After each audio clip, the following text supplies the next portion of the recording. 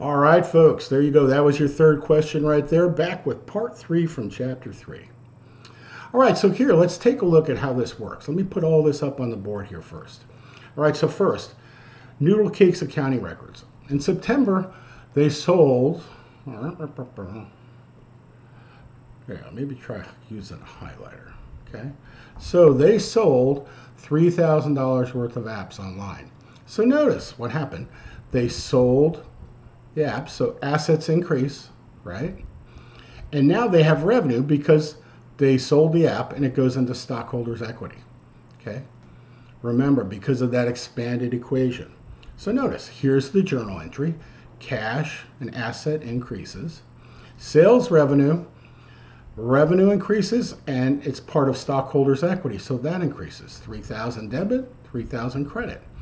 By the way, here's what it looks like in a T account. Notice cash, which is an asset, and according to dead clerk, it increases on the debit side, so there's your $3,000 debit. And sales revenue, if you remember dead clerk, that's down near the bottom in the C, it increases with the credit, and there's your $3,000 there. Okay? Pretty straightforward, huh? Okay, now how about this one? This one, they sold 3 gift cards for $300, right? So remember what happens with gift cards, right? Notice it says cash for future services. So notice they got the cash, the asset increases. But now they have a liability called deferred revenue. I preferred unearned revenue, but they call it deferred revenue. It's the same thing. Deferred revenue is a liability, okay? What that means is they sold it, but they didn't do the work yet. In this case, the cards weren't used. They didn't get anything for them. So their cash, which is an asset, increases by $300. And now they have a liability. Now in this case, the liability is not money. The liability is actually the service, okay? And that's $300. So notice, cash, there's the $300. And deferred revenue, which is a liability, liabilities increase on the credit side, $300. Okay? All right, question number 4. Here we go, folks. To increase a revenue account, you would blank the account. To increase a revenue account, you would blank the account. Okay, you could stop the video here if you need to. Make sure you write down your answer. You're going to need it for your quiz. Okay? All right, now, this next one, we're selling apps on credit. Now here we're going to sell them on credit. So we sold $9,000 an app in the App Store on Google Play. Now, we have an asset. It's an account receivable. So what happened here is we sold it, but we don't have the money yet. We sold it, but we don't have the money yet. So there's our sales of $9,000. And by the way, see how they're showing this as stockholders' equity? Remember how revenues and expenses were part of it? That's what they're showing you here. Right now, we just added a revenue, but we did not add any expense yet. Okay? So we have revenue here. We just haven't collected it yet. And that's what this shows. There's our asset increasing by $9,000. Okay? It's an asset just like cash. We just haven't received it yet. And it counts as revenue because we did make the sale. And then down here, again, accounts receivable is an asset, increases on the debit side, and there's your $9,000 there. And we had revenue and stockholders' equity, and there's your $9,000 there. Okay? Now, we're actually going to receive some of the money. So remember we sold $9,000 worth of stuff? Well, we're collecting $8,500 of it on account. So what's happening here is we sold a bunch of stuff on account. Now we're getting paid for some of it. But now look what happens. We've already recorded the revenue. So we have cash of $8,500. But our accounts receivable, which is an asset, lowers. All we did here, now we're getting paid. So we exchanged one asset type for another, right? So we had an account receivable that was high. Now we collected most of the money, and now our cash goes up. We're in the same spot, but we exchanged cash for the account receivable. And so take a look here. Here's cash, the asset, increases with the debit. And here's account receivable asset, decreases with the credit. So you see in this case how it works? Just like this. By the way, it happens all the time in business, okay? So they had already counted the revenue. Remember, they had already earned the money. They just didn't receive the money yet. That's why they have the account receivable. Somebody, it's like this. Your friend borrows 20 bucks from you, okay? So your asset was the 20 bucks, but you gave the 20 bucks to them, right? So now instead of having the 20 bucks, you have an account receivable from your friend. When your friend gives you the money back, now you have the cash. Same kind of thing. All right, now we're going to pay cash to employees. Now, by the way, they say pay cash. When they say cash, they mean checks when it comes to business. But they wrote checks, here you go, for $7,800 for wages related to hours worked in September. So notice what happens. Their cash goes down. Why? They wrote the check. That's why, right there. And now they have wage expense of $7,800. So now notice over here, they don't have any revenues in this thing, but they do have an expense. And this is that part of stockholders' equity, okay? And so now it lowers their net income by $7,800, right? They have an expense. So there you go, wage expense. By the way, what statement would you see expenses on? What statement would you see expenses on? Income statement, right? Revenue, expenses, net income. Okay, so we have an expense of $7,800, and now we lower our cash because we paid them $7,800.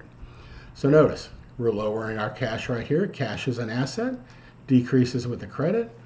Wage expense is an expense, and that increases with the debit. Okay? All right, makes sense to you guys? Hopefully it does. And if you don't, make sure you ask questions. See, this very first stuff here, if you get this stuff, then the rest of it's not too bad. But like I said before, if you don't get this, man, you're going to be in a world of hurt. You don't want that to happen. And what's even worse, if you don't particularly like accounting, you certainly don't want to do it twice, right? So anyway, make sure you ask questions. Make sure you read the book, watch the videos, everything. All right, now what's happening is Noodle Cake is going to pay some cash in advance. Okay, so what they're going to do on September 1st, Noodle Cake paid $7,200. They wanted to pay in advance. They paid rent for September, October, and November. Okay, now what they did here, they gave up their cash, and they have a different asset. The asset's called prepaid rent. There are some prepaids. Let me give you an example. Prepaid insurance would be the same thing. In other words, you pay for your car insurance for the year. So it's the same thing. Again, here we exchanged one asset for another.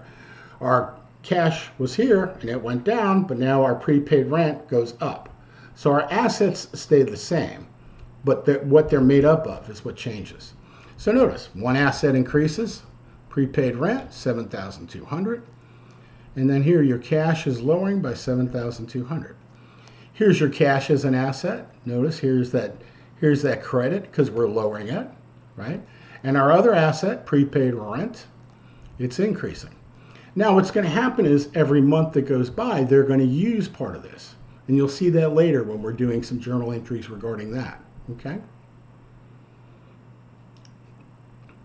All right, the next one says here we're going to incur a cost to be paid later. So let's see. They displayed online ads in September and received a bill for $500 to be paid in October. Okay? So what happens here is they're going to record an expense of 500 bucks. So they're recording the expense, and this account payable, this liability, means they're going to pay it later. Okay? So that's what this is. Account payable means we're going to pay it later, and we had this advertising expense. So notice our expenses go up and our net income goes down because we've spent more money. And here's what it looks like in the T accounts. So this shows right here. Okay, accounts payable, liability, credit, advertising expense, right here, increases with a debit, 500 bucks.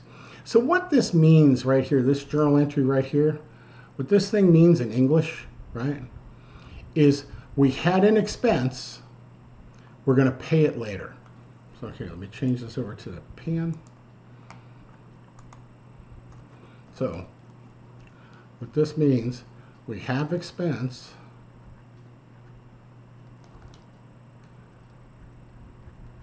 we're going to pay it later. Okay? That's all it means. Okay? Now, let's see here, this one. Go back over here to my highlighter. Okay. Noodle Cake was notified by its bank that an automatic monthly payment of $600 was transmitted to the utility company for electricity. Okay? So they had this automatically set up, an automatic draft, right? So their cash is going to go down by $600, right? Because they're paying their utility expense. Automatically done. Notice their expenses go up, so their net income goes down. So utilities expense, anything that's an expense. By the way, where are expenses again? What financial statement are expenses on? Income statement. Remember, revenue, expense, net income. And our cash, asset cash, is going down by $600. By the way, what statement is cash on? Cash is on the balance sheet, right? Cash is on the balance sheet, first asset. Okay? So cash, we're decreasing with the credit, $600. And our utility expense on the income statement, we got a debit, increases that, $600. All right, folks, that's part 3 from chapter 3.